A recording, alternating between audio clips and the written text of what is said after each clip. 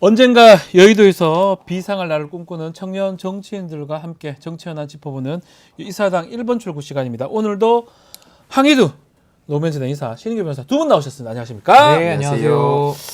자, 앞서 오늘 뉴스토마토 단독 박형강 기자하고 스튜디오에 직접 이야기를 좀 나눴습니다.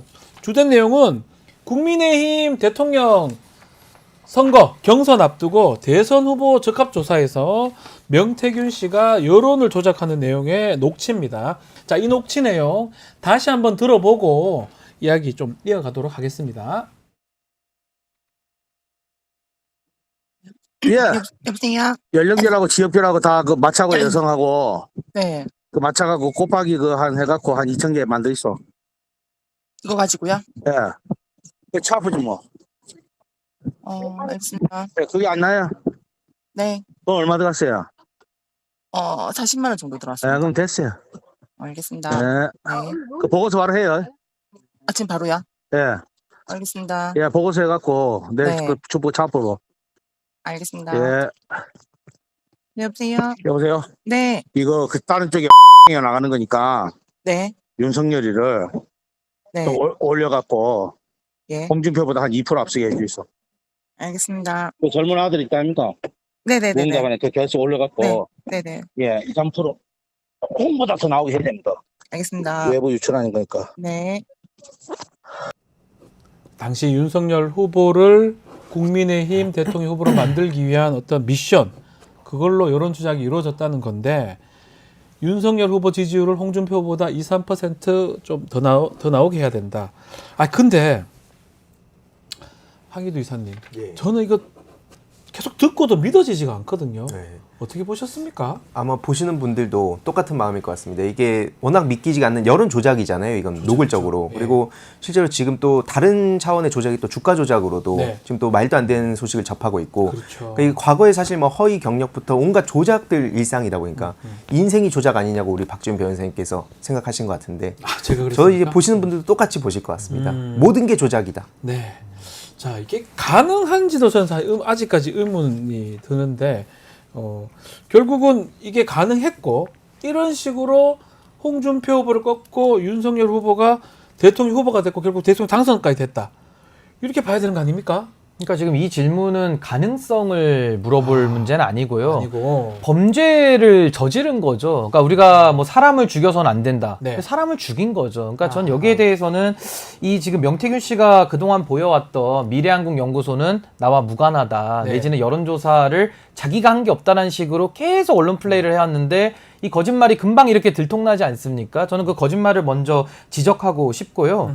이게 보통 육상에서도 도핑 테스트 위반이 있고 승부 조작이 있거든요. 그렇죠. 근데 승부 조작으로 간다는 거는 선거로 치면 여론 조작까지 이제 나가는 겁니다. 저는 근데 이 여론조사 조작이 나왔기 때문에 이건 승부 조작이다. 단순히 어떤 여론조사 결과를 가지고 미리 알고 뭐 그것도 문제지만 네. 이걸 가지고 언론 플레이를 해가지고 도핑 테스트로 저는 그동안에 문제 제기를 했었는데 어허. 오늘 이 녹취가 나오면요. 범죄입니다. 이건 승부 조작이다. 그래서 이거는 이제 업무방해라든지 공직선거법 위반, 여론조사 관련된 조항들이 다 있거든요. 그러니까 여기에 대해서 지금 사법 처리를 받아야 될 상황인데 저는 이제 오늘 이 녹취까지 나왔으니까 이제 관계 당국에서 어떻게 움직이는지를 우리는 지켜봐야 될 것이다. 뭐 더 이상 논란의 여지가 없는 명백한 범죄 혐의가 세상 앞에 다 드러났다. 매우 충격적인 일입니다. 또 하나 눈에 띄는 부분이 있어요. 이게 중간에 외부에 유출한다 이런 얘기를 하는데, 이 외부의 유출을 박형강 기자가 강혜경 씨한테 확인한 바에 따르면 정말 외부에 공표하는 게 아니고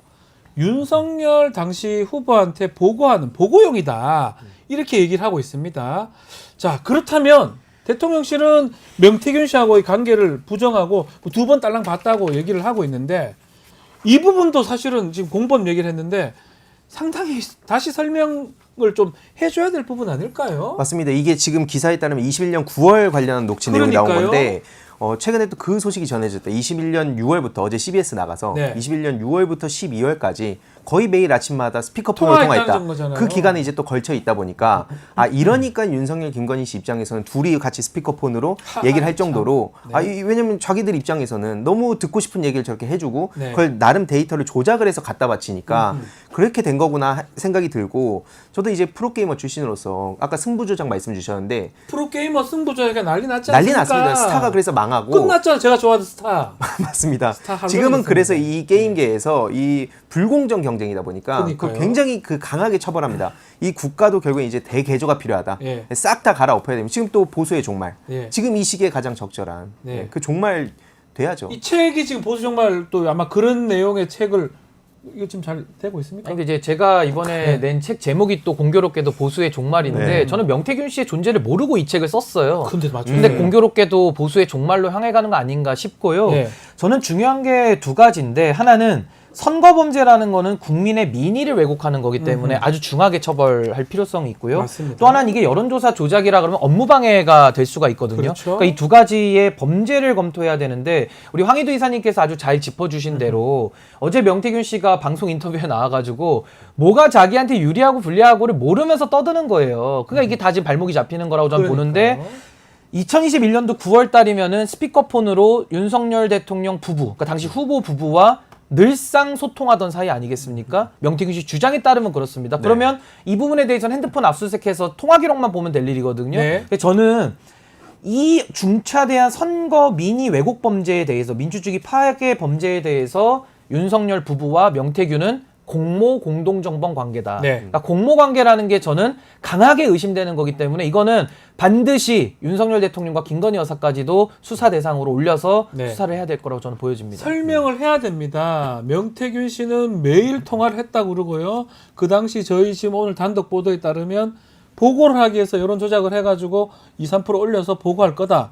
치아 불고 해라. 이렇게 지금 녹음 자료가 있기 때문에 결국은 만약 조작을 했고 알고 있고 의혹했다면 공동정범이라는 공모 공동정범이라는 그 말씀이잖아요. 그리고 하나 더 심각한 건 뭐냐면요. 이게 지금 많이들 안 짚으시는데 네. 정치자금법 위반 문제 분명히 있습니다. 근데 정치자금법. 그걸 논외로도 예. 이게 만약에 3억 6천에 무상조사를 들어갔고 네. 미리 명태균 씨가 돈을 지출해서 해줬고 그걸 대가로 나중에 공천권을 얻어냈다. 그래서 김영선을 심었다라고 하면요. 그 얘기도 우리가 녹음 자료 나왔었습니다. 이거는 네. 사전수뢰죄도 검토를 해봐야 되는 거예요. 되겠죠. 그러니까 공무원이 되기 전에 청탁을 그 뇌물과 관련된 직무 관련성과 대가성이 있으면은 뇌물죄로 의율할 수가 있거든요. 그러니까 이거는 너무나도 심각한 지금 범죄 혐의가 총망라돼 있는 겁니다. 그래서 네. 명태균 씨가 참 고맙게도 너무 많은 내용들을 밖에다가 이미 다 떠들어줘가지고 여기에 대해서 저는 일단 해명은 필요하겠습니다만은 저는 그 해명과는 무관하게 이 정도 증거들이 나왔으면 이건 바로 수사로 들어가도 좀 무방하다. 그리고 반드시 필요하다 저는 생각합니다. 실제로 강혜경 씨가 그렇게 여론 조사를 해주고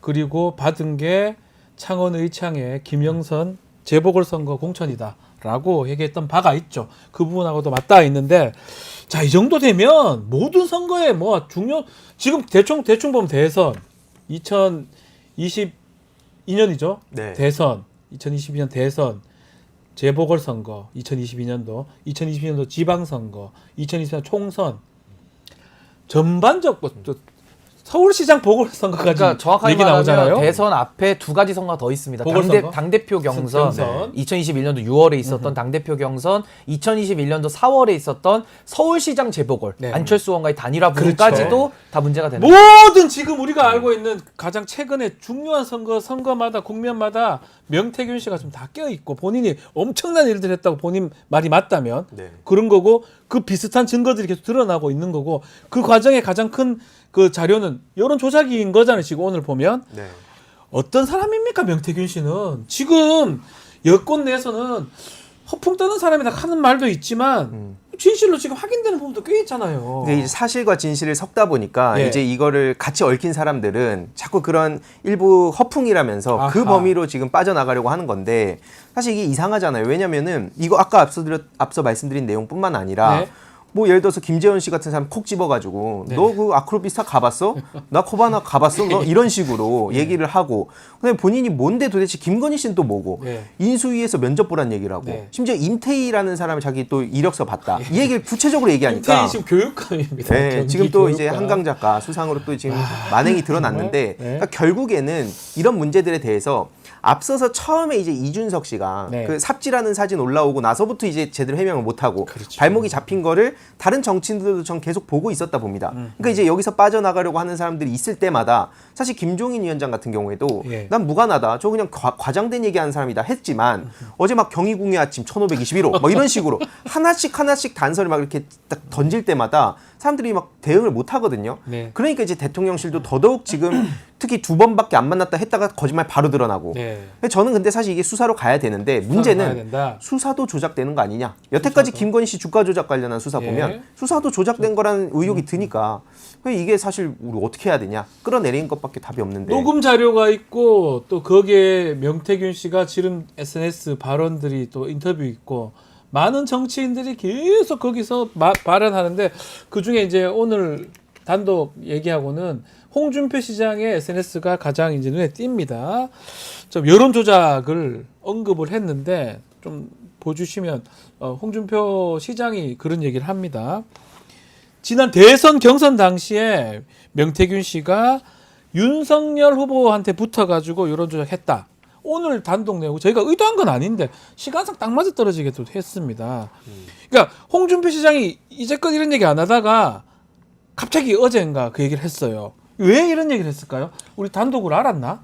근데 저는 우선 좀 중요한 부분만 먼저 좀 짚고 싶은데 명태균 씨에 대해서 지금 너무 많은 말들이 쏟아지고 너무 많은 정치인들이 나오니까 다소 혼란스러우실 수가 있는데 제가 깔끔하게 정리를 좀 해드리면 결국에는 명태균 씨에 대한 평가가 엇갈리죠. 한쪽에서는 허풍쟁이 뻥쟁이라고 그러고 한쪽에서는 명태균 씨 맞는 말 참 많이 한다. 이렇게 지금 옹호하면서 두둔하고 있거든요. 그러면 명태균 씨를 부인하는 사람들이 안철수, 홍준표, 김종인 이런 분들이에요. 근데 이분들은 지금 다 거짓말까지 동시에 드러나고 있거든요. 그럼 거짓말을 안 하는 이준석 의원은 잘하고 있냐? 명태균 씨를 그냥 옹호하고 있어요. 이 중대범죄 혐의자가 또 이준석 의원을 치켜 세워줍니다. 거의 뭐 하나회 수준의 저는 한 몸이다. 전 공범관계다라고 저는 보여지는 것이고 이 지금 또 침묵하는 사람이 있습니다. 천하람 의원 같은 사람은 아예 답을 안 하고 숨어버렸어요. 그러니까 이게 지금 정치적으로 부인하는 사람, 정치적으로 공범관계 있는 사람, 정치적으로는 숨어버린 사람 이렇게 지금 나눠지는 거거든요. 거기다가 저는 이게 거의 양두구육의 유통회사 아닌가? 그러니까 쉽게 말하면 구육상회라고 해가지고 개고기 상회 회사 아니냐 싶어요. 그럼 구육상회의 사장님이 누구냐? 뭐 명사장 이렇게 부르는데 명사장은 사장이 아니고 구육상회 개고기 회사의 사장은 김종인이고요. 그 다음에 이제 기획실장이 누구냐? 판 짜는 사람, 시나리오 쓰는 사람이 명태균 씨 기획실장이고 홍보실장이 누구냐? 홍보 잘하는 사람 이준석 의원인 거예요. 그러니까 제가 봤을 때 이게 지금 구육상회가 만들어졌다가 온갖 이상한 짓들을 하고 이제 거의 회사가 정리되는 수순 아닌가라는 생각이 들고 홍준표 시장 같은 경우는 이 여론 조작을 본인이 알았으면 그러니까요. 본인이 근데 또 피해자기도 하거든요. 그러니까요. 그 단계에서는 그러니까 굉장히 의아한데 뭔가 과거에 연이 있으니까 이 사실을 폭로조차 못하는 거 아니냐. 그러니까 우리가 알고 있는 홍준표 시장의 캐릭터를 보면은 이분이 알면서 가만히 있을 사람입니까? 근데 이걸 참았다라는 것은 본인이 책이 잡힌 게 있거나 아니면 이 여론 조작 사실을 알면서도 침묵했다라는 것은 광의에서는 좀 방조한 거 아니냐라는 좀 책임이 좀 있어 보입니다. 구육시장, 구육상회 구육상회 얘기를 했는데 홍준표 시장의 우리 신인규 변호사님 말씀대로 그 성격 캐릭터를 알잖아요.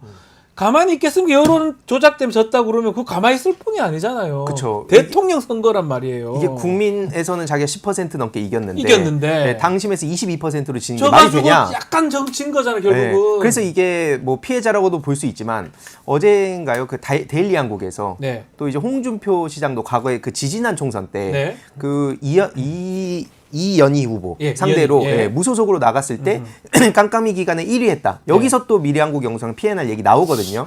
그러다 보니까 그동안은 눈치를 보고 이제 다른 얘기 했던 것 같아요. 제가 주로 보면은 계속 한동훈 대표 얘기만 했었거든요. 근데 그러다가 이제 앞선 사람들이 하나둘씩 막 나가 떨어지고 하는 거 봤을 때 이제 와가지고 나의 그 피해자 서사를 빠르게 쌓아가지고 저렇게 당당한 모습을 보이려고 하지만 그마저도 쉽지 않아 보입니다. 그래서 요게 좀 눈에 띄어요. 명태균 씨가 썼던 그 홍준표 시장을 겨냥했던 남긴 SNS 어떤 게 있냐면 홍 시장님 P&R 제 회사 감사합니다. P&R 여론조사 기간 제가 팔아 먹어도 되겠습니까? 요 내용이거든요. 이게 참 홍준표 시장을 홍준표 시장이 뭔가 걸려 있거나 약점이 잡혀 있거나 이런 느낌이 듭니다. 그러니까 이 부분도 좀 추가적인 규명이 필요한데 네. 어쨌든 분명한 건 뭐냐면은 대통령실의 반응도 홍 네. 시장의 반응도 그동안 이분들이 정치 오래 해오면서 보였던 반응과는 매우 지금 다른 처신을 하고 있다. 대통령실에 만약 이런 일이 있었으면 즉각 고발하고 즉각 그냥 아유, 압수해가고 정당한 난리 났을 언론의 비판 기사도 대통령 명예훼손이라고 하시는 예, 분들인데 예. 이런 허위사실까지 이렇게 중대 범죄 혐의자가 떠들고 다니는데 가만 놔둡니까? 예. 그러니까 말이 안 맞잖아요. 그러니까 이게 문제인 거고 저는 홍준표 시장도 결국에는 얼마나 어처구니가 없습니까? 여론 조작 사실을 알았대요. 그럼 알았으면 본인이 당연히 피해자니까 신고를 하든 아니면은 국민 앞에 알리든 무슨 홍준표 시장이 페이스북을 못 씁니까? 언로가 막혀 있습니까? 매일매일 쓰시는데 뭐 심하게 썼죠. 안 써도 될 일까지 뭐 숟가락 개수 뭐냐까지 썼던 분인데 이제 와가지고 다 나중에 뒤늦게 드러나니까 내가 알았지만 참았다. 이런 무슨 비굴함입니까? 그러니까 저는 명태균 씨에게 책이 잡혀서 말을 못하는 것이든 아니면 본인이 뭐 알았지만 그냥 참았다라고 한다면 그건 넓은 의미의 방조기 때문에 이건 뭘로 해석을 하더라도 홍 시장은 전 정치적 또 법률적 책임을 같이 져야 될 것이다. 저 그렇게 생각합니다. 자, 이 정도면 우리 항의도 이사는 수사를 뭐 당연히 수사를 해야 돼요. 지금 말했다시피 뭐 범죄가 어마어마해 보이는데 뭐 공소시효가 지난 것도 아닌 것 같고 제가 봤을 때는 근데 검찰이 아직까지 뭔가 수사한다는 모양새는 안 보이거든요. 네. 이것도 좀 말이 안 될 것 같아요. 어떻게 보십니까? 왜냐하면 이게 김건희 씨 얘기가 빠진 상태에서 네. 앞서 말씀드렸던 그런 유력 정치인들 얘기만 있었다면 뭐 수사를 했을 수 있겠지만 네. 결국은 이제 항상 모든 길은 김건희 씨로 거쳐가지 않습니까? 이게 다 최종적으로 김건희 씨와 연관성이 있을 것이다 이렇게 보시는 거군요. 맞습니다. 아, 왜냐하면 실제로 뭐 아까 스피커폰으로 전화했다 이런 얘기도 나오고 네.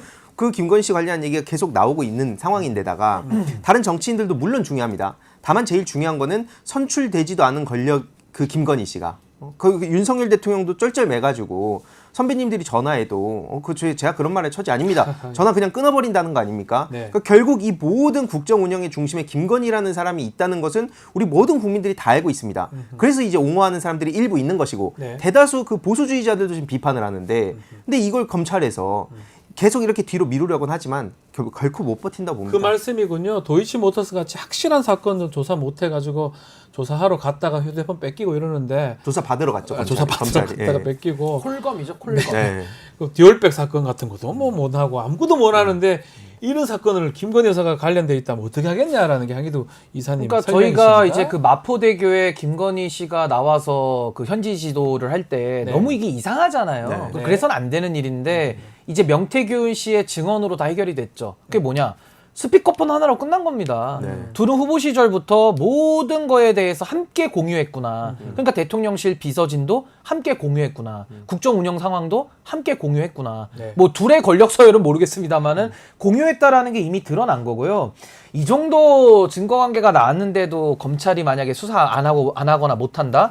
그럼 그런 검찰은 문 닫아야죠. 닫아야 저는 된다. 검찰이 명운을 걸어야 된다고 생각합니다. 지금도 이프로스가 닫혀 있습니까? 만약 수사 안 하면 내부에서부터 검사들이 이프로스 떠들어야죠. 근데 만약에 침묵한다? 그 수사 안 한다? 그럼 검찰 뭐더러 월급 줍니까? 국민들의 세금을 왜 거기다 씁니까? 그럼 저는 검찰은 그럼 이제 문 닫아야 되는 걸로 본인들이 그냥 문 닫아주세요라고 좀 말하는 거랑 똑같다라는 생각이 들고 결국에는 이 특검을 통해서 저는 규명이 돼야 되는데 특검. 이번 명태균 폭풍, 명태균 태풍의 핵심은 뭐냐면은 보수의 종말입니다. 자. 보수의 종말이고 미래의 권력, 보수 쪽의 미래 권력을 명태균 씨로 인해서 다 지금 제거당한 상태가 된 것이다. 전 이걸 핵심으로 봅니다. 보수의 종말.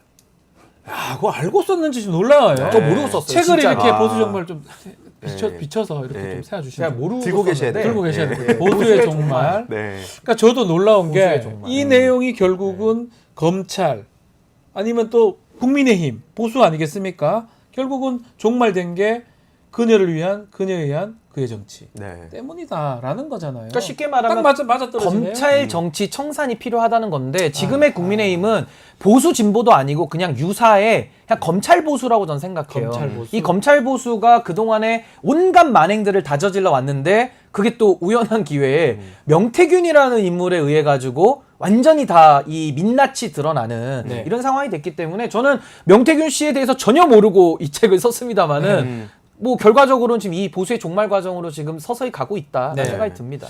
이 박찬대 원내대표가 이 명태균 씨 여론 조작 관련된 의혹 제기를 하면서 대통령실이 진위를 밝히는 게 가장 우선이다라고 압박을 하고 있는 상황이고 가장 이제 지금 명태균 저희 보도한 지 한 달이 훌쩍 지났어요. 국정감사에도 계속 얘기가 나오고 있고 이게 대통령실 해명이 있어야 될 겁니다. 공식 해명도 2번 만났는데 그 바로 직후에 거짓말이 드러났어요. 최소 4번 이상 만났고 지금 명태균 씨는 매일 통화한다는까지 얘기를 하잖아요. 그렇다면 대통령하고 참모 예컨대 홍보 아니면 정무라인하고 소통이 제대로 되고 있습니까? 어떻게 봐야 됩니까? 이거는 이제 사실 또 김대남 씨 얘기, 막 십상시 얘기 나오고, 그렇죠. 이제 막 친한계에서도 막 칠간신 얘기가 나오고, 그래서 네. 지금 그 명단까지도 지금 막 온라인상에 막 공유되고 있는 상황이거든요. 그러니까 결국에는 정상적인 그 절차를 통해서 정상적인 루트로 소통을 하고 막 보고받고 이런 게 아니라 네. 결국에는 뒤에서 소위 이제 간신이라고 자기들끼리 부르는 그런 사람들에 의해서 내부에 있는 사람들의 의견까지도 지금 묵살당한 게 드러난 상황입니다. 네. 그러니까 이게 결국에는 우리가 계속 얘기하는 그 보수의 종말로 갈 수밖에 없는 게 이 모든 만행들을 다 알고 있었던 사람들이에요. 네. 근데 여태까지 그런 걸 입 싹 닫고 모른 척하다가 명태균 사태가 벌어지고 나니까 부랴부랴 갑자기 나는 거리가 멀다. 다른 애들이 문제다. 서로 폭탄 돌리게 하고 있는 겁니다. 네. 이게 지금 상황을 그 바라보는 유권자들의 마음이거든요. 아하. 그러니까 저 사람들은 알고 있었으면서도 입 닫아놓고 자기들이 도대체 뭘 보수하냐. 도대체 저들이 보수의 가치로서 제대로 지켜가는 게 뭐가 있습니까? 그러니까 이제 보수의 종말로 가는 길밖에 없다. 저도 여기다가 하나만 더 보태면 네. 최근에 권성동 의원하고 그러니까 친윤계죠. 한동훈 대표랑 또 설전이 있었어요. 맞습니다. 저는 그 장면을 통해서도 왜 보수가 지금 이 종말의 길을 가는지가 그대로 드러났다고 보는데 당시에 박근혜 대통령 탄핵은 정당하거든요. 모든 국민들이 탄핵하라고 했고 네. 또 탄핵이 이루어졌고 헌법재판소가 결정을 했습니다. 근데 그때 당시에 탄핵소추위원, 법제사법위원장이 누구냐면 권성동 의원이에요. 맞습니다. 그래서 헌재 재판정에 가가지고 이분이 눈물을 흘리면서 박근혜 대통령 국민 배신했으니까 파면해 주십시오라고 외쳤던 분이거든요. 그리고 한동훈 대표는 누굽니까? 그 특검팀, 그렇게 위헌이라고 주장하는 야당 추천 특검에 본인이 합류해서 박근혜 대통령 수사했고 그걸로서 결국 박근혜 대통령 탄핵도 이루어졌거든요. 근데 이 두 분이 이제 와가지고는 그때 서로 탄핵 때 네가 더 잘못했다, 내가 더 잘못했다 이러고 있어요. 아니 본인들이 그때 탄핵시키자고 울었고 누가 울렸습니까? 본인이 울었고 탄핵 때 누가 수사팀 가라 그랬습니까? 윤석열 수사팀장 밑으로 기어 들어가가지고 본인이 수사했고 그때는 그 수혜를 문재인 정부에서 다 누렸던 사람들이 이제 와가지고는 서로 그때 탄핵 네 잘못이야 내 잘못이야 이러고 있는 거는 마치 명태균 씨를 놓고 서로 친분이 누가 더 친하냐 하는 거랑 똑같은 수준의 논쟁이라는 겁니다. 거기다가 그때 박근혜 대통령 국민을 배신해가지고 탄핵하자면서요. 근데 지금은 윤석열 대통령 국민을 배신해도 박근혜 대통령보다 수천 번, 수만 번 더 배신했거든요. 상태가 훨씬 위중합니다. 근데 여기에 대해서는 그 눈물 어디 갔습니까? 그 눈물 쇼였습니까? 전 권성동 의원에겐 그걸 묻고 싶고 한동훈 대표는 그 정의감이 어디로 갔습니까? 어디로 사라졌습니까? 그러니까 이거는 본인의 이익이 관련되면 윤석열 대통령 앞에서는 아무것도 못하는 거예요. 근데 독대가 무슨 의미가 있고 무슨 정치적 의미와 실익이 있습니까? 한동훈 대표 얘기 좀 해보시죠. 한동훈 대표하고 권성동 의원하고 그 다툼이 그거예요. 도곡동 7인회, 한남동 7인회, 막 서로 비선 라인 있다고 해가지고 고소하니 많이 뭐 이런 얘기들 하고 있는데 대통령실 같은 경우는 딴 거는 몰라도 김건희 여사 얘기 나오면 또 그거는 또 발빠르게 또 대응을 하고 있거든요. 네. 비선 없다. 그 부분 어떻게 봐야 됩니까? 왜냐면 이제 그것도 결국에는 모든 그 국정 운영부터 시작해서 대통령실에 돌아가는 모습들이 네. 김건희 씨의 심기를 건드렸냐 안 건드렸냐, 아하. 사진 얼마나 잘 나온 거를 대통령실에 공식 사진으로 올렸냐 안 올렸냐, 요걸로만 돌아가는 것 같습니다. 그렇죠. 근데 사실 권성동 씨 같은 경우도 박근혜 탄핵 국면에서는 자기가 별로 힘이 없으니까 그때는 그래서 막 앞장서고 하다가 이젠 윤핵관이라 불리는 막 좀 지역에서도 나름 또 이제 막 거들먹 걸릴 수도 있는 상황이 되니까 네. 이제 와가지고 또 지금 저러는 것 같은데 결국에는 이미 그 계속 말씀드리지만 TK 70대 여기서도 김건희 씨에 대한 비판을 하고 네. 조중동에서도 막 맨날 매일같이 지금 김건희 씨에 대한 비판을 하고 있거든요. 네. 그러니까 이거를 국힘 측에서는 나름 좀 여론 눈치를 보는 척하는 사람들은 사과 빨리 해라. 이런 식으로 자꾸 사과 프레임으로 가려고 하는데 사과를 지금 10번이고 100번이고 해도 이거 넘어갈 수 없는 문제입니다. 왜냐? 아니 여론 조작을 뻔히 하고 있고 실제로 김건희 씨 같은 경우에 주가 조작 문제가 있는데 이걸 그냥 넘어가면 자본시장 앞으로 어떻게 할 겁니까? 그러니까요. 민주주의 근간을 흔드는 이런 범죄들을 어떻게 그냥 넘어가죠? 사과로 퉁칩니까? 그래서 이거는 절대 무슨 꼼수를 써도 안 되는 거고요. 네. 답은 이제 특검밖에 없습니다. 특검밖에 그게 유일한 없다. 답입니다. 자, 이게 사실 좀 심각한 상황으로 보는데 한동훈 대표도 그렇고 뭐 하여튼 지금 다 문제인데 일단 그 재보궐선거는 내일 치러집니다. 요 지금 상황이 좀 재보궐선거 영향이 있을까요? 어떻게 보십니까? 뭐 당연히 영향이 있을 수밖에 없고요. 지난 총선 때 국민의힘의 지지율 그리고 윤석열 대통령의 지지율을 통해서 총선 108석 나왔거든요. 네. 물론 부산에서는 뭐 국민의힘이 나름의 선전을 했고 나름의 신승들을 좀 하긴 했습니다만은 네. 지금은 그때와 상황이 좀 많이 다르죠. 그리고 여기서 이제 회초리를 들지 않았을 때 저는 뭐 이거 국민들의 여론을 감당하기가 매우 어려울 것이다. 그러니까 선거의 승패 결과와 상관없이도 저는 뭐 윤석열 김건희 부부에 대한 국민적 저항이 훨씬 더 강화될 것이다. 그리고 사전 투표율이 부산 같은 경우는 상당히 좀 낮게 지금 형성되고 있습니다. 아무래도 호남 지역보다는 좀 낮은 편인데 그게 낮다라는 것은 사실 재보궐선거에는 관심이 많이 없거든요. 네. 그리고 기초자치단체장 선거다 그렇죠. 보니까 관심이 떨어지는데 낮은 투표율에 그래도 화가 나신 분들이 많이 나올 수밖에 없는 거예요. 그렇기 때문에 저는 부산 금정도 어려운 선거지만 전 야권의 좀 승리를 좀 이렇게 기대해 보고 싶습니다. 자, 어떻게 보시는지 좀 말씀도 주시고 그 독대 얘기를 했었잖아요. 네. 보궐선거 마치고 독대가 가능할지 독대 얘기에서 뭘 얘기를 할지 그것도 한번 짚어주시면 좋을 것 같아요. 독대가 당연히 이제 각자 입장에서 지금 선거를 앞두고 왜냐면 선거지면 각자 자기들 탓이 될 거란 걸 아니까 일단 자기들 책임 면피용으로 막 엄풀을 쏟아내는 것 같거든요. 한동훈 대표 입장에서도 여태까지 계속 나는 노력을 했는데 대통령이 계속 안 만나주는 걸 어쩌냐 이런 식으로 자꾸 빠져나가고 했거든요. 특히 선거 직전마다 계속 저런 얘기들을 쏟아내고 막상 실제로 뭔가 결정적으로 할 수 있을 때는 네. 뭐 김건희 특검 반대한다, 최혜병 특검 반대한다 자꾸 이런 식으로 나왔기 때문에 사실 독대를 하든 안 하든 사람들은 별 기대가 없는 것 같고 네. 결국에는 독대를 한다 하더라도 아까 말씀드렸듯이 윤석열 대통령도 김건희 씨 어쩌지 못한다는 거 아닙니까? 그래서 결국에는 만나든 안 만나든 지금 이제 특검으로 가는 게 기정사실화됐다. 부산 금정 같은 경우에는 8번 중에 7번을 국힘당이 가져갔다고 하는데 네. 지금 오차범인의 막 그 경합 조사 결과 나오는 것도 있거든요. 그래서 지금 그 민주당 김경지 후보 굉장히 지금 또 열심히 뛰고 있기 때문에 네. 저도 개인적으로 기대를 하고 있고요. 강화 지역도 지금 뭐 사실 북한에 대한 막 무인기 얘기를 하면서 지금 또 점점 더 상황이 극단으로 가고 있습니다. 네. 그래서 물론 이제 그 지역에서 여전히 국힘당을 지지하는 분들이 계시지만 그래도 이제 끝날 때까지 계속 노력을 할 거기 때문에 마찬가지로 한현희 후보 응원하고 있습니다. 그리고 저도 예. 한 말씀만 보태면 네. 아까 대통령실에 여사 라인이 없다 뭐 이런 얘기를 했잖아요. 당연히 여사 라인이 없죠. 왜냐면 김건희 여사랑 윤석열 대통령이 공동 정권 운영하고 있는데 이거는 뭔가 대통령이 운영하고 있을 때 김건희 씨가 비선으로 자기 라인을 가동할 때 여사 라인이란 말이 나오지. 아니 둘이 공동 정권 스피커폰으로 지금 운영하고 있는 게 증언 나오고 있는데 네. 뭐더러 여사 라인이라고 따로 규정을 짓습니까? 공동 라인이죠. 거기다가 이게 독대로는 안 풀리는 문제가 여기에도 김건희 여사 껴야 되지 않습니까? 삼자 대면을 해야 이게 풀리지 공동 운영인데 네. 어떻게 공동 운영의 주체인 한 김건희 씨를 빼고 윤석열 반쪽짜리 윤석열 한동훈 대표가 만나가지고 어떻게 풉니까? 그러니까 삼자 대면을 하세요. 그럼 풀릴 수도 있습니다. 알겠습니다. 자, 이 여사 라인 있다 없다 요 얘기는 잠시 후에 김태현 기자하고 얘기를 좀 나눠보겠습니다. 자, 요 의사당 1번 출구는 여기서 마무리하겠습니다. 황희두 의사, 신인규 변호사 두 분 감사합니다. 네, 고맙습니다. 감사합니다.